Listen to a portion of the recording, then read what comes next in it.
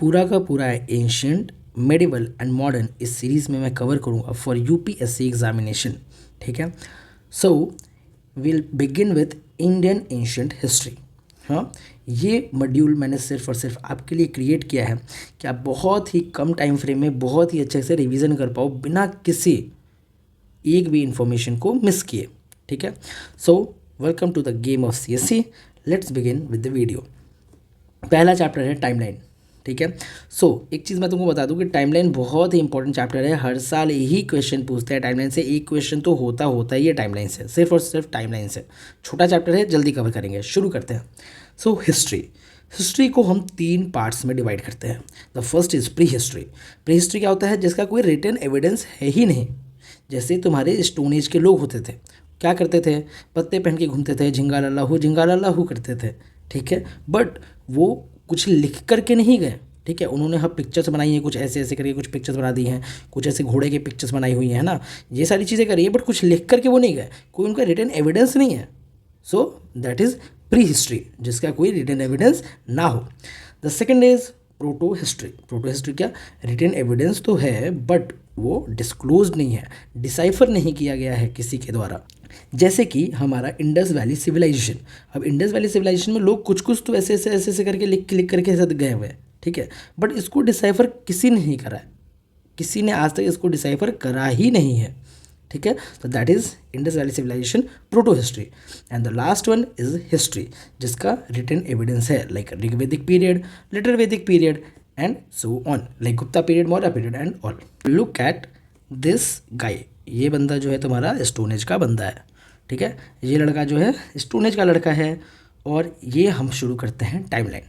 So the pre history में सबसे पहले आता है अपना पैलियोलिथिक एज। मैं हर कुछ ही डिटेल में आपको पढ़ाऊंगा बाद में, ये हम टाइमलाइन देखेंगे पहले, पूरी एंशियंट हिस्ट्री का टाइमलाइन। ठीक है, सो कैसे चला एंशियंट हिस्ट्री, तो शुरू करते हैं। पहला है पैलियोलिथिक एज। पैलियोलिथिक एज में सबसे पहला था ओल्ड स्टोन एज, जिसको कहते हैं 2.5 मिलियन ईयर्स से लेकर के 10,000 BC तक चला। ये सबसे लंबा चलने वाला पीरियड है। ओके, इसको ओल्ड स्टोन कहते थे। ओल्ड स्टोन एज किस लिए? क्योंकि स्टोन के ये पत्थर के टूल्स बनाते थे, उतने शार्प नहीं होते थे बट टूल्स होते थे। ठीक है, इस टाइप के जो है ये टूल्स बनाते थे, जैसे इस लड़के ने बनाया हुआ है। Then Mesolithic age, middle stone age, 10,000 to 7,000 BCE। ठीक है, थोड़े शार्प टूल्स और ये सारी चीज़ें इन्होंने बनाने शुरू कर दिए थे। Then the Neolithic age, new stone age. New का मतलब ही होता है new, so it is 7,000 BCE to 2,000 BCE। ठीक है, देन द प्रोटो हिस्ट्री।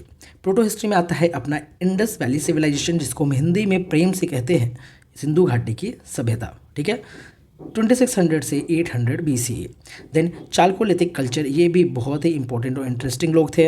ये क्या करते थे? ये अपने ब्यूरियल प्रैक्टिसेस के लिए जाने जाते थे। ब्यूरियल मतलब क्या होता है? किसी को दफनाना। ठीक है, बताओ, इनका ब्यूरियल प्रैक्टिसेस ही इतना फेमस था कि हमको इनके बारे में पढ़ना पड़ रहा है।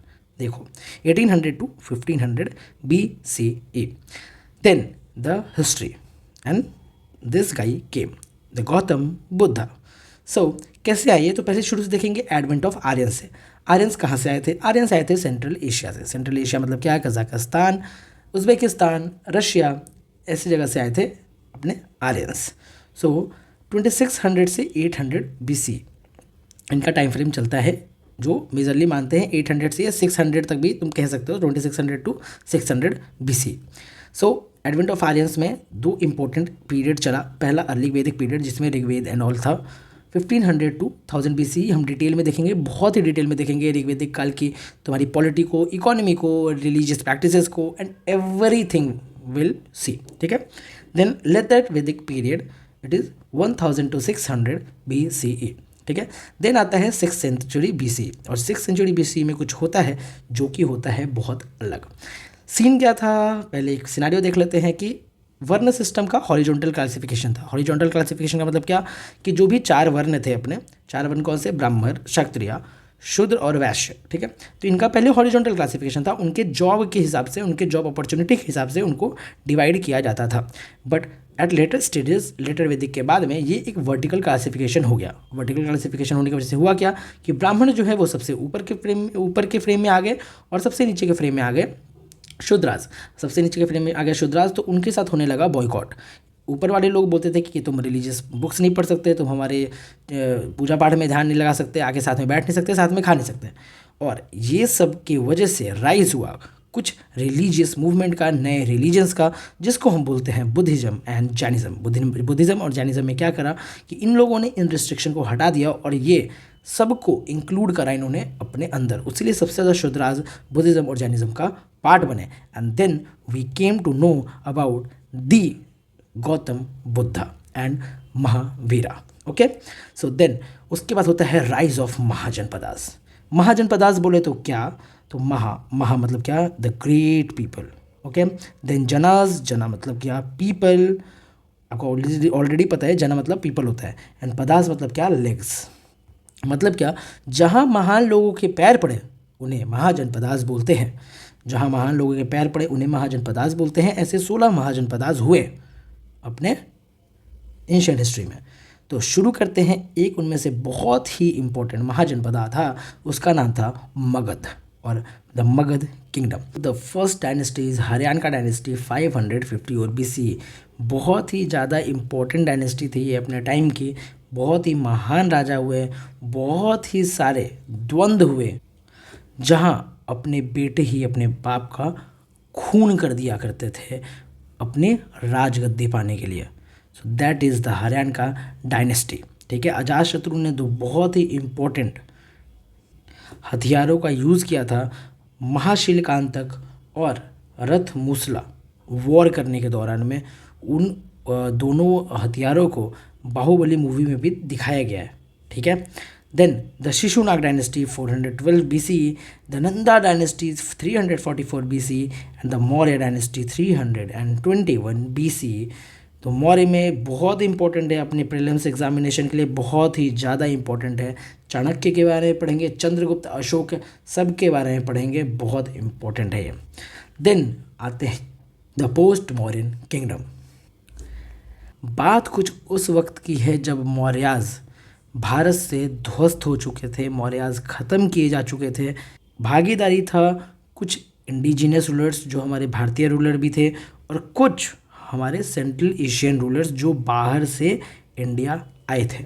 तो वो कौन कौन से रूलर्स थे, तो सेंट्रल एशियन रूलर्स जो थे पहले थे Indo Greek 165 BC, Shakas 1990 BC, Parthians 25 AD and Kushans 65 AD। और इंडिजिनस रूलर्स में कौन कौन थे, तो the Shungas 185 BC, Kanvas 75 BC, Satavahanas 1st century AD। ठीक है, देन किंगडम्स, कुछ किंगडम्स थे उस समय पैरेलली चल रहे थे in North and in the South. ठीक है, so in North kingdoms in the North, so the Gupta period 319 to 550 AD, very very very important for our examination. Gupta period आते हैं 319 to 550 AD। बाद में हुनास जो है गुप्ता को पूरी तरीके से उनका खात्मा कर देते हैं। 600 AD में एक बहुत बहुत बहुत फ्लरिशिंग एक स्टेट, बहुत ही फ्लरिशिंग डायनेस्टी आती है जिसका नाम होता है पुष्यभूति डायनेस्टी। इनके एक बहुत ही सम्राट राजा, बहुत ही बेहतरीन राजा हुए जिनका नाम था हर्षवर्धन। उसके बारे में भी हम बहुत डिटेल में देखेंगे। देन पैरेलली उस समय साउथ में क्या चल रहा था, तो the Sangam age, exactly 1st AD to 600 AD। कहते हैं पहला संगम एज जो है वो भगवानों ने खुद अटेंड किया था। ठीक है, the Cholas, the Cheras and the Pandyas, very very important, इसके बारे में भी हम डिटेल में देखेंगे आगे।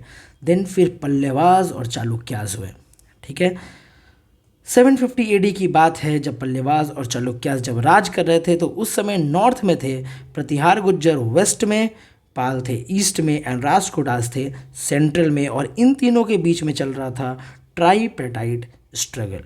ठीक है, ट्राइपेटाइट स्ट्रगल बहुत डिटेल में हम इसको देखेंगे। दे आर इंपॉर्टेंट रूलर्स, इससे क्रोनोलॉजिकल क्वेश्चन भी पूछा जा चुका है ऑलरेडी। फिर सदर्न पार्ट में पल्लवाज और चालुक्याज को रिप्लेस करते हैं कौन, द मेन लाइन चोला। बहुत बहुत इंपॉर्टेंट, बहुत टेम्पल्स में डेवलपमेंट है। राजा चोला ने बृहदेश्वर मंदिर बनवाया जो आज भी सबसे बड़ा विमान कहलाता है उस मंदिर का। ठीक है, देन उसके बाद हिस्ट्री में आता है मेडिवल हिस्ट्री 1206 to 1707। जब मेडिवल हिस्ट्री पढ़ना शुरू करेंगे तो टाइमलाइन बहुत अच्छे से देखेंगे। Then the modern history 1756 to 1947। ठीक है, ये टाइमलाइन बहुत बहुत बहुत ज़्यादा इम्पॉर्टेंट है आपके लिए। ये जो मटेरियल है, ये जो क्विक रिवीजन मॉड्यूल है, मैं आपको शेयर कर दूंगा टेलीग्राम चैनल पे। टेलीग्राम चैनल जो है आप जाओ और ज्वाइन कर लो।